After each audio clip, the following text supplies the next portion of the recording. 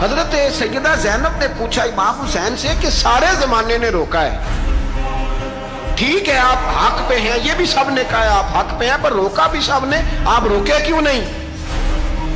تو ابن کثیر اور ابن اسیر لکھتے ہیں کہ امام حسین رو پڑے، کہنے لگے بہن میں رک جاتا، پر میں نے رات کو نانا مصطفیٰ کو خواب میں دیکھا۔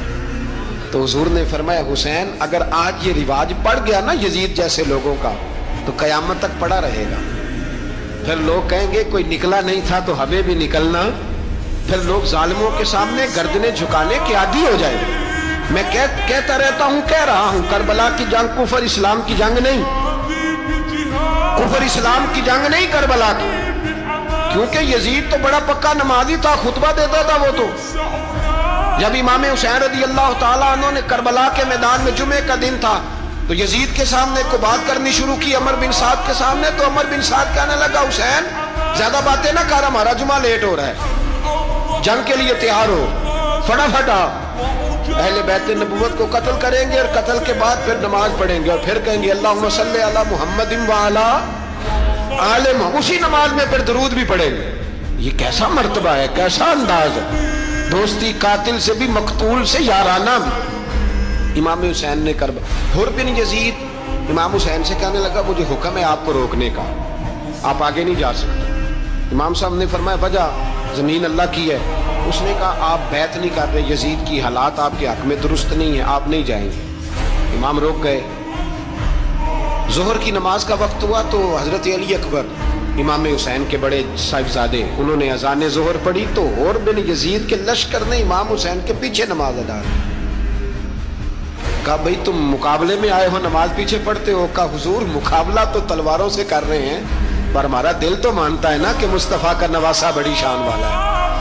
حر بن یزید نے 3 نمازیں لشکر سمیت امام حسین کے پیچھے پڑھی ہیں، 3 نمازیں، ظہر اثر اور مغرب۔ پھر امام حسین کے سامنے شرائط پیش کی کہ آپ کو یہاں گھیر لیا گیا ہے، یہاں آپ بیعت کریں گے، یہاں آپ جنگ کریں گے، 2 ہی باتیں۔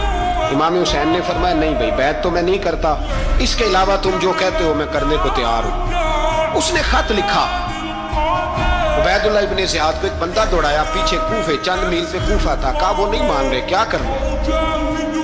تو حسین ابن علی ہے، میں زیادہ دیر انہیں روک بھی نہیں سکتا۔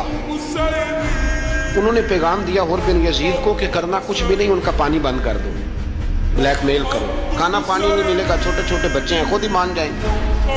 حضرت امام علی مقام کے بارے میں حر کے بعد جب یہ پیغام آیا تو حر کہنے لگا میری طبیعت نہیں مانتی حسین پر پانی بند کروں، دل نہیں مانتا۔ جب یہ لفظ کہے نا دوبارہ تو پھر عبید اللہ ابن زیاد نے عمر بن سعد کو 10,000 آدمی دے کے بھیجا، کہا حر بن یزید لچک دکھا رہا ہے حسین کے آنکھ میں۔ ایک رے کا علاقہ تھا، بڑی وہاں فصل ہوتی تھی، لوگ کوشش کرتے تھے وہاں کا گورنر بننے کی، کوشش کرتے تھے۔ تو عبید اللہ ابن زیاد کہنے لگا تمہیں رے کی گورنری ملے گی، سب سے سرسبز و شاداب علاقہ، تمہیں وہاں کا گورنر بنایا جائے گا اگر حسین کے خلاف لڑو گے۔ یہ اتنی زبردست ہوتی ہیں گورنریاں کہ گورنریوں کے لیے لوگ نسل رسول کے خلاف بھی نکل آتے ہیں، یہ اتنی تگڑی ہوتی ہیں، اتنی جلدی وفاداریاں بدلتی ہیں۔